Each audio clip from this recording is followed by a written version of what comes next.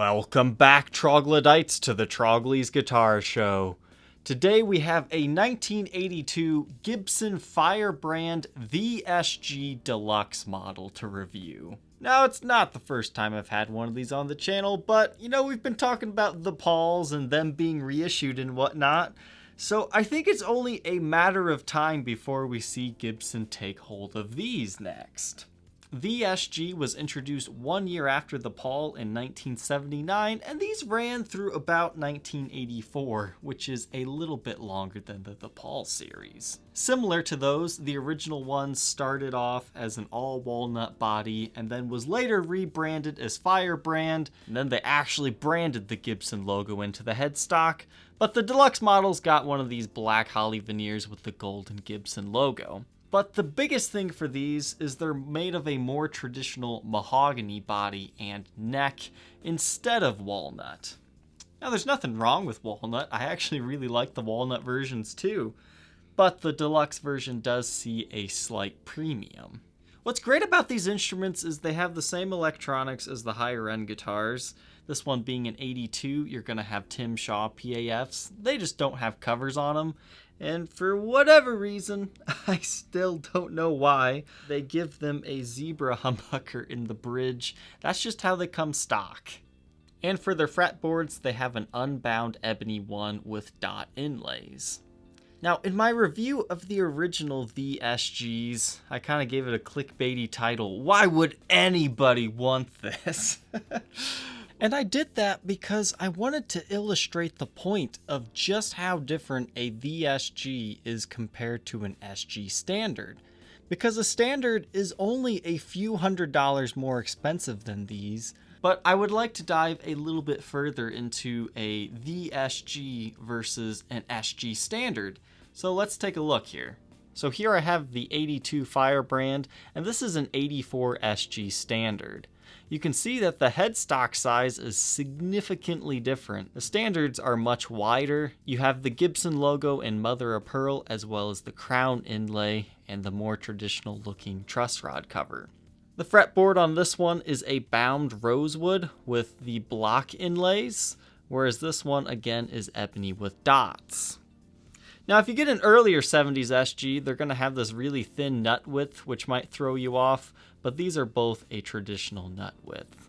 The bodies appear to be exactly the same here. Once again, the deluxe version gets mahogany, otherwise there would be a huge difference there, but they have the same looking pick guards there. The pickups are different though. These ones are actually better because they get the Tim Shaw PAFs. Most of the standards keep the tarbacks. Some of them will have Shaws, so that could be another difference there. Usually they'll have the same bridge. This one actually has a special 3-point adjustment bridge. And the standard gets a poker chip, whereas the SG series doesn't. Backside of the headstocks, there were so many different tuners used on both of these models that you can't really compare those. And the neck shapes, they really are very similar between these two. I would say the Firebrand has a slightly more rounded profile, and you can obviously see here the difference in binding. The backs, honestly, I think this one has nicer wood quality, and it's supposedly the lower end instrument. But the control plates, they're exactly the same for an 80s model, because the 80s SGs, they get the output jack on the side, which is the best thing ever. So, overall, I've really come to terms with the whole SG series. I've definitely become a fan of these just as much as the Paul series, and I really think Gibson will reissue these next year if the Paul series does well. Because out of the trio of these guitars, the Paul, the SG, and the 335S, it's the only one that's been left out. So we'll see if they do a 40th anniversary of the SG. So now that we've talked a little bit about the SG, let's go ahead and hear how this particular one sounds.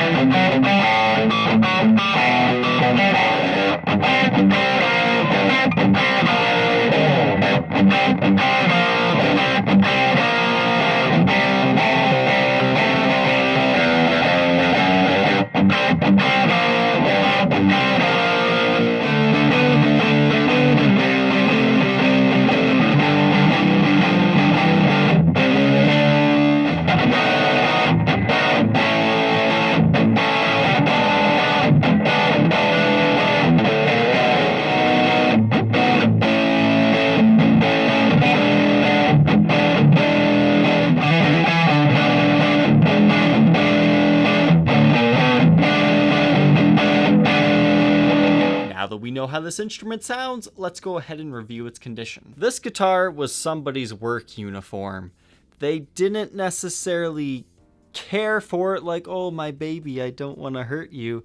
They just used it as something to make music, and that is solely evident on this guitar because it's got a bunch of beautiful finish checking, a lot of nicks and dings, but even though some people would argue this is excessive, it still maintains a clean enough of an appearance that it's kind of attractive to me.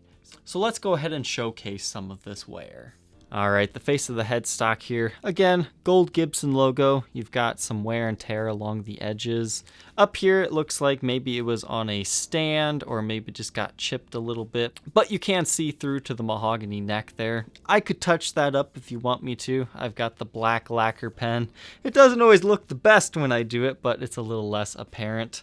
But with all the wear on this thing, I wouldn't suggest it. Now, when I took the truss rod cover off, it's kind of interesting. This is the first time I've seen this. The threads are showing above the truss rod nut, but it still works just fine.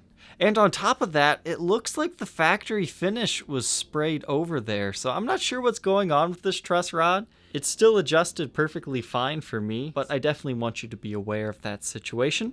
Another thing that you need to be aware of is like within the first 5 or 6 frets, I'll throw some photos up here, there's what looks like major fret wear.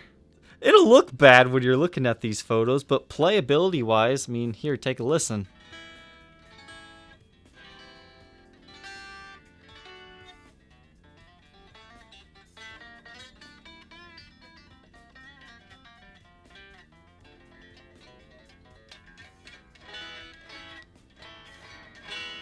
There's no fret buzz at all. It's set up really well, so despite that looking just awful, it doesn't necessarily need to be addressed right away.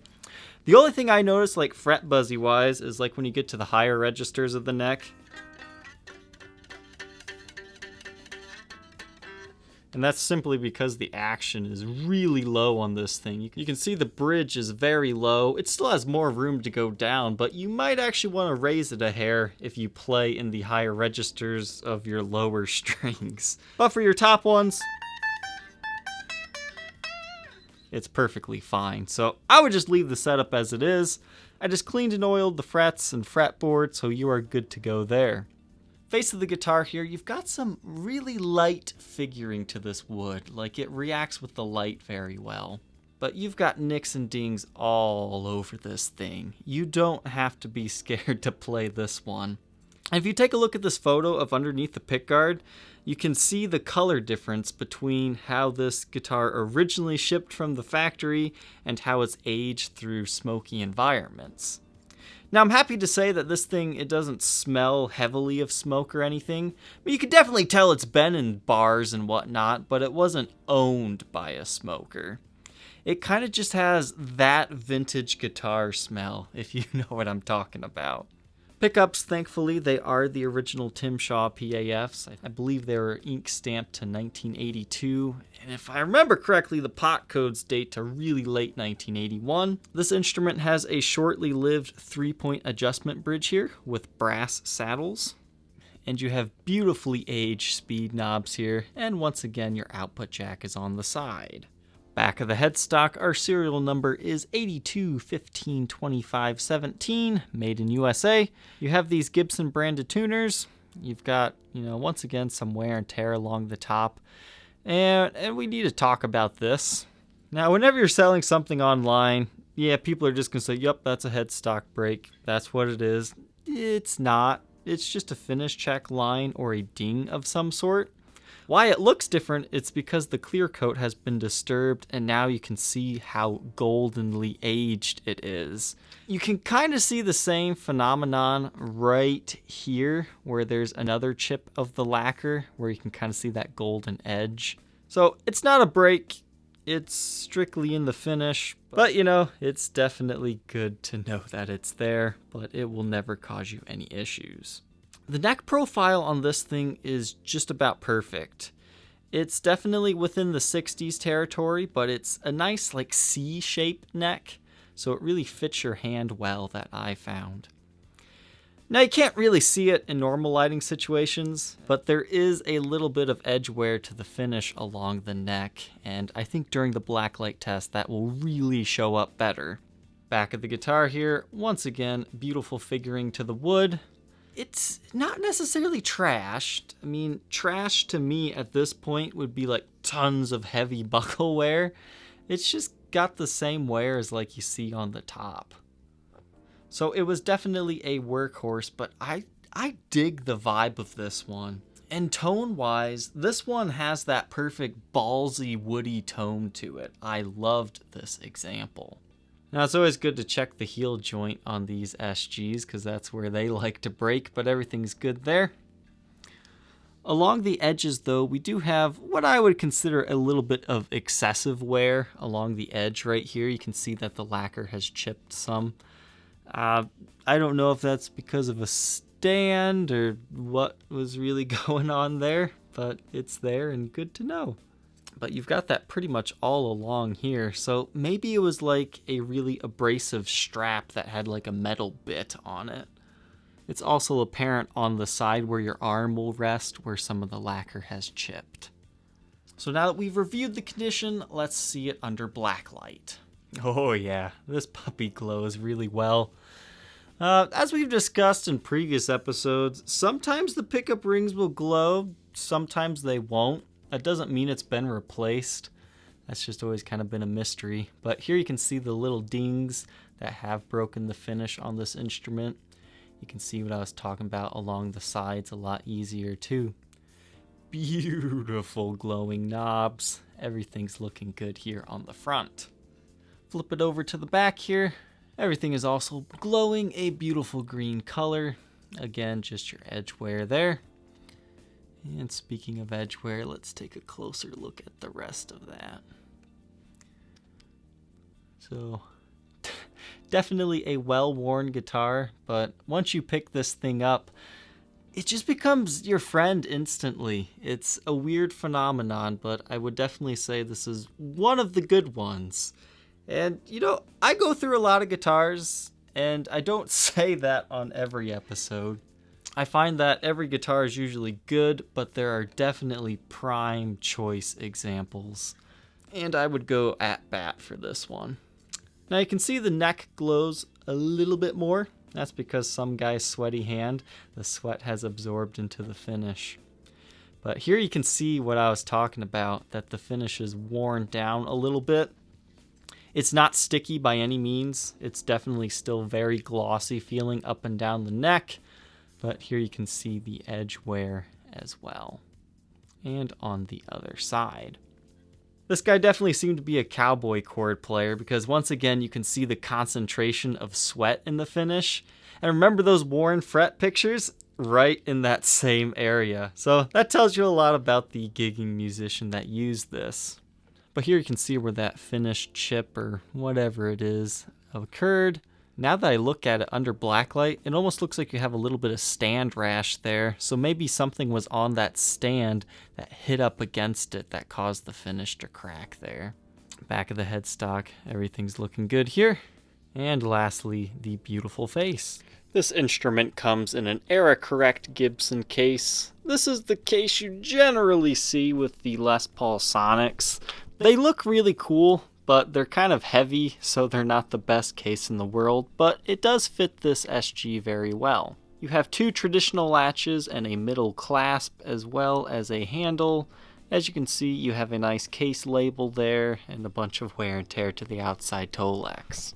The hinges for this model were not meant to support the lid, so it does just flop over. I've got it resting against the wall. But the fit is excellent for this SG. You can see the side-to-side motion is very minimal. Up and down, yeah, it has a little bit of room to be desired, but I'll give you some extra bubble wrap for that. But the headstock definitely has decent clearance there. If you think you might be interested in being the next owner of this Firebrand SG Deluxe, feel free to check out the Reverb listing. I will put a link in the description. Thank you, Troglodytes, for watching. Don't forget to like, comment, and subscribe, and we will see you on the next episode. Take care.